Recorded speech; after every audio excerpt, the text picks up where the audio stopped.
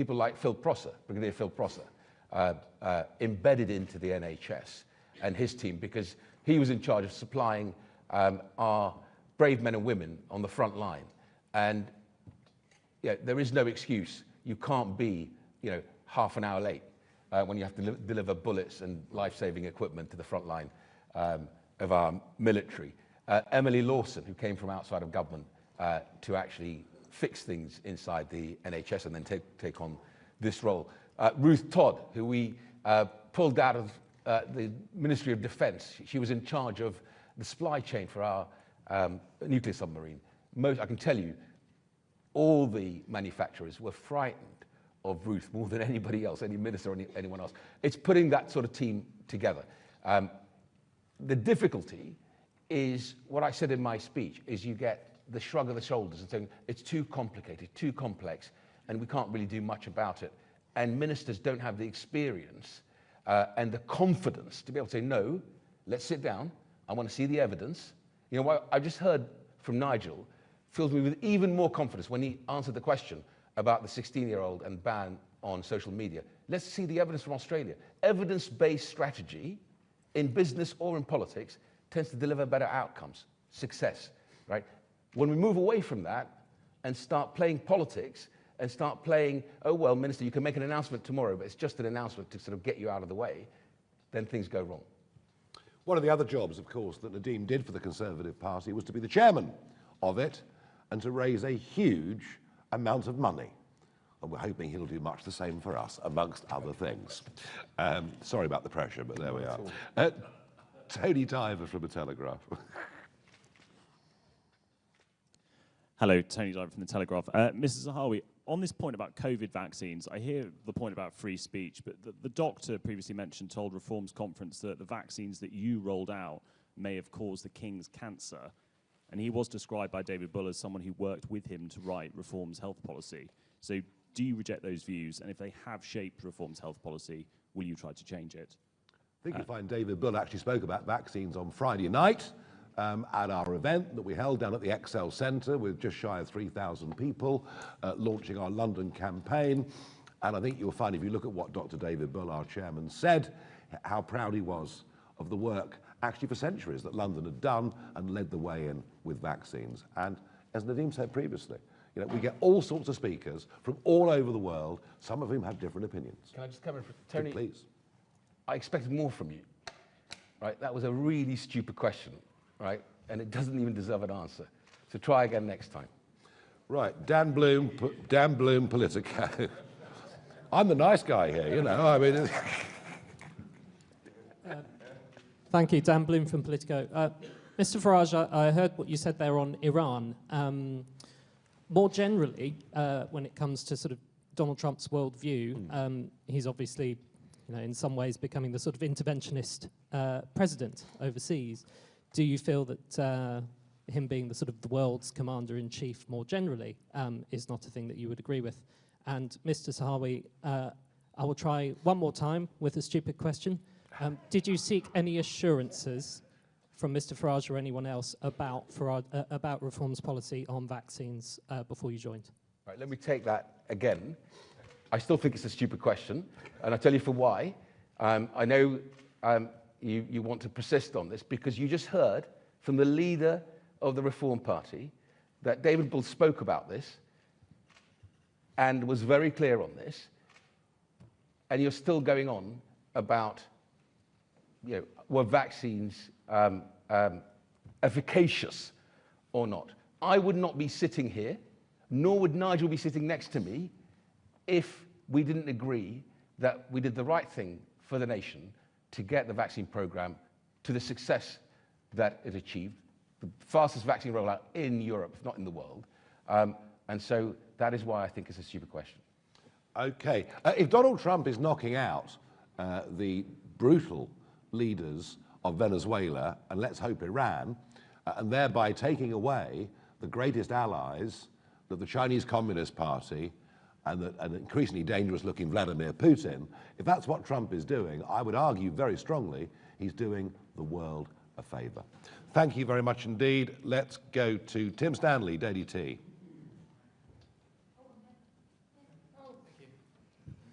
Tim Sally, Daily T. Are you a one-man band? Joke! Clearly, Joke! Clearly. Right. You're clearly not. There's a lot of people in this band, I can see that. A Conservative spokesman has just said, Reform is fast becoming the party of has-been politicians looking for their next gravy train. So my first question, Nadeem, are you a has-been politician?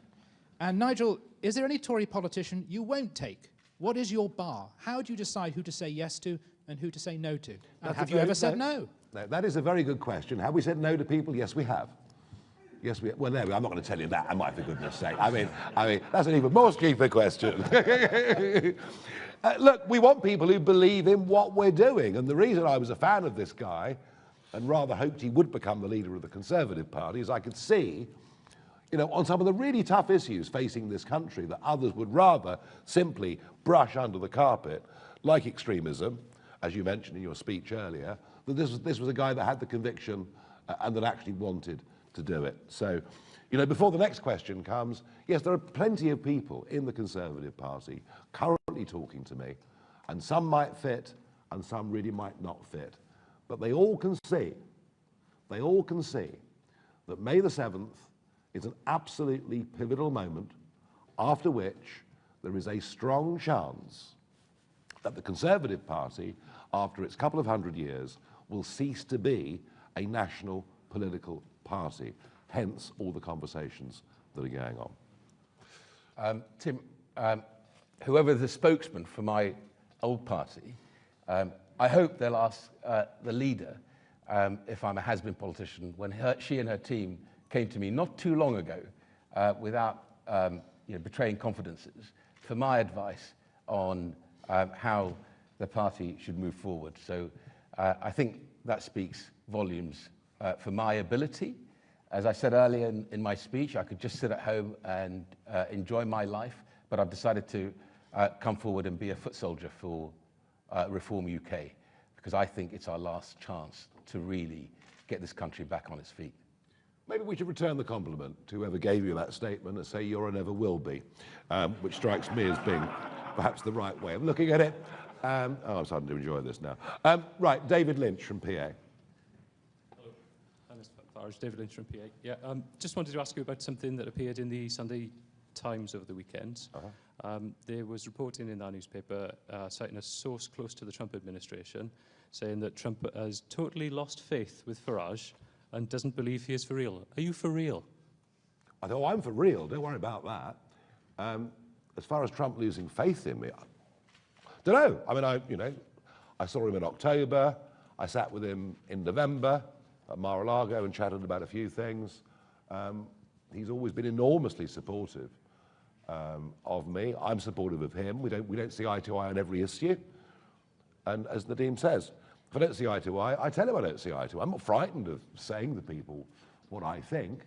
Do you know what? Sometimes journalists write things that may not necessarily be wholly true. Natasha Clark, LBC. It is quite fun, isn't it? Here we go. Thank you, Nigel. Thank you, Mr. Zahawi. Mr. Zahawi, you are someone that supported Boris Johnson famously and 36 hours later called for him to go. Mr. Farage, are you sure that you can trust this man? If you can, are you prepared to give him a job in reform, preparing for reform government, fundraising, health policy, perhaps? And Nadeem, your former Tory colleagues, of course, will be looking to you today. They have said, just in the last few minutes, you have shown the level of loyalty for sale. Can I just ask you, why do you think that Kemi Badenoch doesn't have what it takes to become Prime Minister and Nigel does? Thank you. Thanks, Natasha.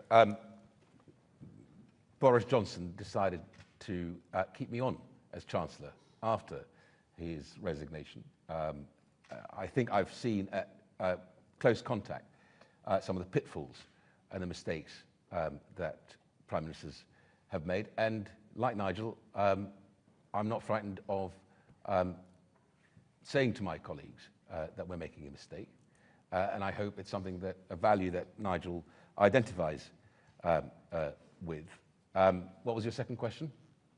Why do you not think that Kemi Badenoch has one? Well, if nothing else, she's got the baggage of what I think is a defunct brand, a brand that the nation has decided they can no longer trust. And of course, I don't think, in my view, she's able to form the next government. And ultimately, if you put country ahead of party, you come to the same conclusion, that the only person that you can really get behind and put the work and the energy into is Nigel Farage and his team. And yes, he will be doing a big job for us, and all of that will be announced in the weeks to come. As for loyalty, well, if he's disloyal, he'll find that we deal with things very much more effectively in Reform UK. Well, I do mean it, actually, but I don't see it being an issue, honestly, I don't. And that's the only thing I ever asked for. The only thing I ever asked for as leader, you know, in all the years I've done politics, the only thing I asked for is loyalty. If you want to disagree with me, you want to shout at me, you want to throw things at me, I really, really, really don't mind. But we do it behind closed doors. And it was so interesting at our conference up in Birmingham that we had the founder of Reform Canada come along, you know, and they went all the way from a tiny fringe party way out west in Canada to being the biggest party in Canadian politics, to Stephen Harper becoming the Prime Minister for 10 years. And it was the one thing that Preston Manning told us, is we had our arguments in private. And that's all I ask of anybody that comes. And we will have our disagreements. We won't see eye to eye on everything. No two human beings can. But they're the rules within this organisation. It's very, very straightforward. Lucy White from Bloomberg. Hi, Nigel. Can I ask you again on Grok? You mentioned that yourself and President Trump have disagreed on things in the past. Do you think that President Trump is right to consider sanctioning UK officials at Ofcom for taking action against child pornography on Grok?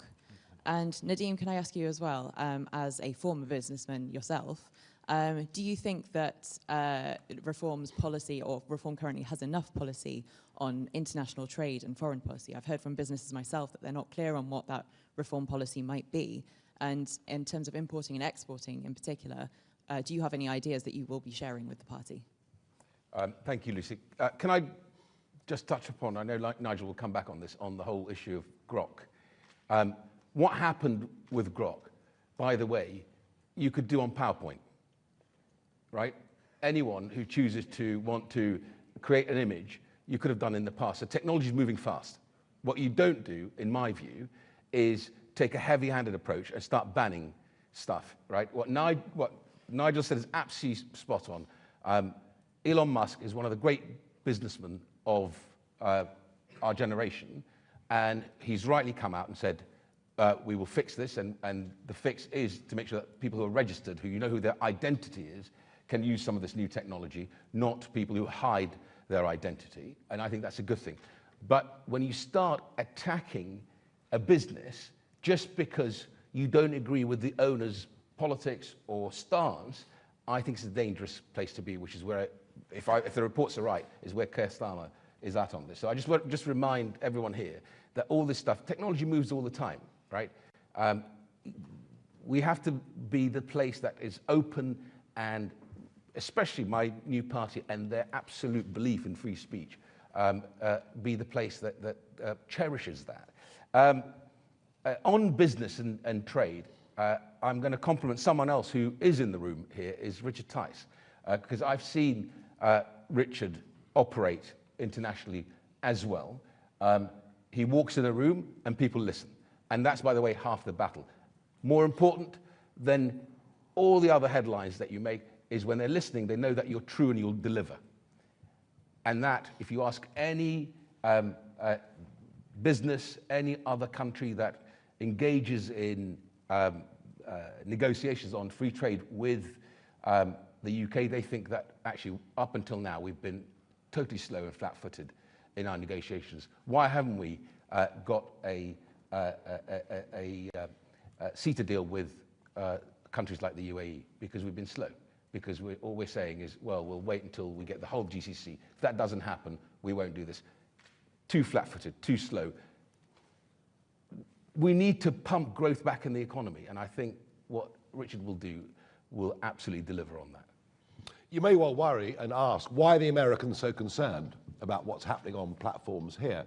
The answer is very simple. Graham Linehan, a foreign national, who, for what he said when he was in Arizona, was arrested by 5 armed police at Heathrow Airport. And the fear of the Trump administration, this could happen to any of their top businessmen. I can't think of a more negative thing for the British economy or the reputation of our country than that. Matthew Holhouse, The Economist.